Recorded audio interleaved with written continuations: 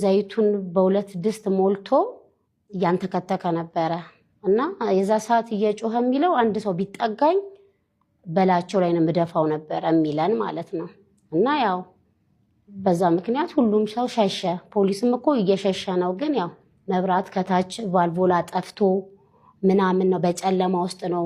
በተሰበረው መስኮት ዘለው ነው አስራውት ያወረዱልን ወደታች ማለት ነው። እና እንደዛ ነው። አሁን የት ነው ያለው? አሁን የት እንዳለ ያው አይታወቅም። አንዴ እንዲህ ነኝ ይላል፣ አንዴ አንድ ቦታ ነኝ ይላል። ብቻ ብዙ ነው የሚጠራልን። ገብቶሻል? እኛ ተሯሩጠን የምንይዘው አይደለም። እኛ ራሱ ግራ ገብቶናል። እንቅልፍ የለንም። ካሁን መጣው ነገር አረጋናል ምናምን ነው። ስጋት ውስጥ ናት። ስጋት ውስጥ ነን። በጣም አስከፊ ነው። ከባድ ነው ነገሩ። ከባድ ነው በእውነት ነው የምልሽ። በጣም ከባድ ነው። እኔ እስከ ህይወቴ መጨረሻ የእሱን ደህንነት ካላወቅኩኝ እዛ ቤት አልገባም። ድንገት ቢመጣብኝ ይገለኛል። ለምን እያወቅኩ ለምን ልሙት? ሰው እንደሆነ ጎረቤትም አያድንሽም።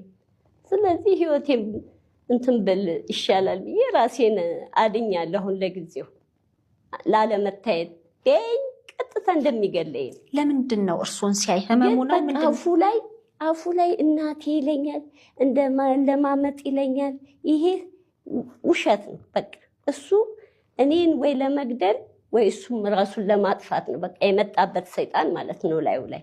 ስለዚህ እኔ ራሴን ማምለጤ ትንሽ ይሻላል ብዬ ነው የማስበው።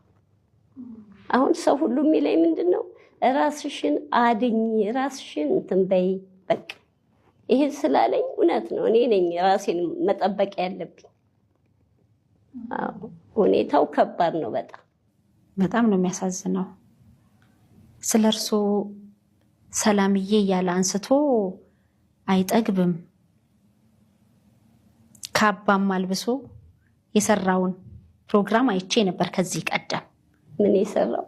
ካባ አልብሶ የልደቴ ፕሮግራምን ለማዘጋጀት እሱ ሁሉ ታሪክ በጣም የሚያሳዝን። እኔ አላውቅም፣ ግን መክረነዋል። ያንቺን እንትን እንደዚህ እኮ አይደለም ያሳደግሽኝ እናቴ፣ ያንቺን ነገር እከፍላለሁ እንደዚህ። ይሄ በትንሹ አይደለም ያንቺ ውለታ። አይዞት